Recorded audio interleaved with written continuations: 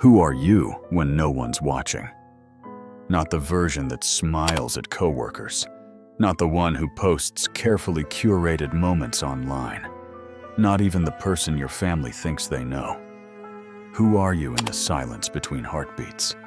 In that moment before sleep claims you, when all your masks slip away and you're left with what exactly? Most people can't answer this. They've worn their disguises so long, they've forgotten there's a face beneath. They wake up at 40, 50, 60 years old, successful by every measure society offers, and realize they've been living as a stranger to themselves, a ghost haunting their own existence. Carl Jung spent his life mapping the hidden territories of the human psyche. He discovered something that would terrify most people if they truly understood it. You are not who you think you are.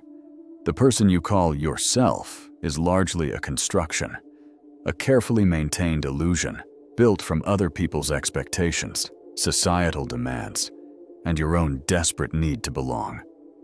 He called this construction the persona, the mask, from the Latin word for the theatrical masks worn by actors in ancient plays. But unlike those actors, most of us have forgotten we're wearing one. We've become the performance. Think about it. How much of your daily existence is spent managing impressions, choosing the right words, moderating your tone, suppressing what you really think, adjusting your personality like a thermostat based on who's in the room? Social media didn't create this phenomenon, it merely perfected it. Now we curate not just our behavior, but our entire existence. Every photo, every status update, every comment is another layer of paint on the mask. We've become professional impersonators of ourselves.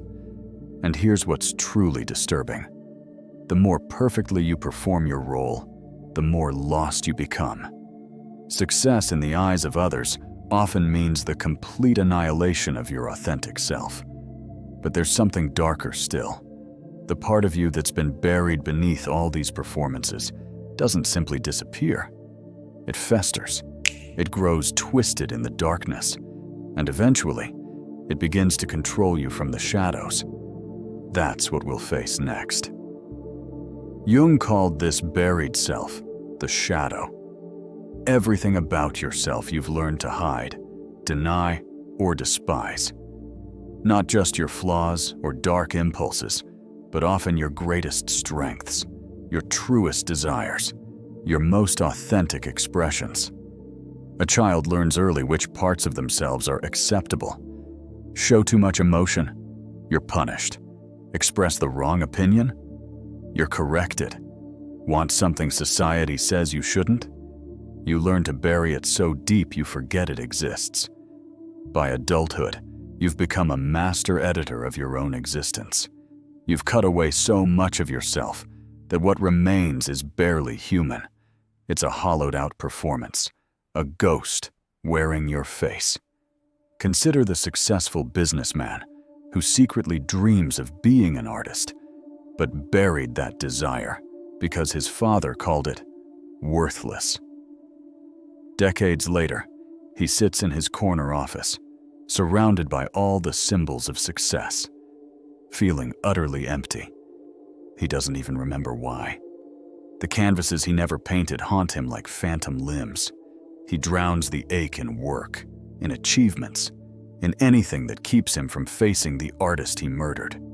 Or the woman who learned as a girl that anger was unladylike, who spent years swallowing her rage until it transformed into a constant, inexplicable anxiety. She smiles when she wants to scream. She apologizes for existing. The anger hasn't disappeared. It's simply turned inward, eating her alive from the inside. Her body keeps the score. Unexplained illnesses, chronic tension, a sense of being perpetually on the edge of an explosion she can never allow. This is the price of the false self, a slow-motion suicide of the soul. Jung observed this phenomenon in patient after patient. People would come to him successful by every external measure, yet internally, they were dying. They had everything society told them to want, but they felt like strangers in their own lives. The privilege of a lifetime, Jung wrote, is to become who you truly are. But here's what he didn't tell you in that quote. The process of becoming who you truly are requires you to first face everything you've spent your life avoiding. You must descend into your own darkness. You must meet the shadow. This is what Jung called individuation, the psychological process of integrating the conscious and unconscious parts of yourself. It's not about becoming perfect, it's about becoming whole. Most people will never attempt this journey. It's easier to stay in the performance, to keep wearing the mask until you forget it's there. But the cost compounds over time. The gap between who you are and who you pretend to be becomes a chasm, and that chasm fills with anxiety, depression, rage, and a pervading sense that something essential has been lost. The shadow doesn't just contain your repressed negativity. It holds your abandoned dreams, your authentic emotions, your true voice. Every time you betrayed yourself to fit in, you fed the shadow. Every time you chose safety over truth, you gave it more power. And here's the truly insidious part. The shadow influences you, whether you acknowledge it or not. Those sudden bursts of inexplicable anger? Shadow. The way you despise in others what you won't admit about yourself. Shadow. The dreams that haunt you, the compulsions you can't explain, the patterns you repeat despite knowing better. All shadow. Think about the person you hate most, the one whose very existence irritates you. Jung would say, look closely. What you hate in them is likely what you've disowned in yourself. We project our shadow onto others because it's safer than facing it within. The shadow operates like a puppet master, pulling strings you don't even know exist. It chooses your enemies. It sabotages your relationships. It whispers doubts when you're about to break free. It keeps you small, keeps you safe, keeps you suffocating in a life that was never yours. You cannot kill it. You cannot outrun it. You cannot positive think it away. You can only choose, face it consciously, or let it control you unconsciously. The moment of realization comes differently for everyone. Sometimes it's gradual, a slow dawning awareness that the life you're living isn't yours. Sometimes it's sudden, a crisis that shatters your carefully constructed facade and forces you to see what lies beneath. But the pattern is always the same. First comes the recognition that you've been living as someone else. Then comes the terror of not knowing who you actually are.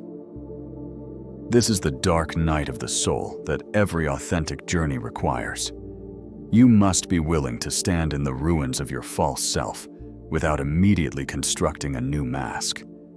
You must learn to tolerate the uncertainty of not knowing who you are before you can discover who you might become. Jung understood this process wasn't just psychological, it was alchemical.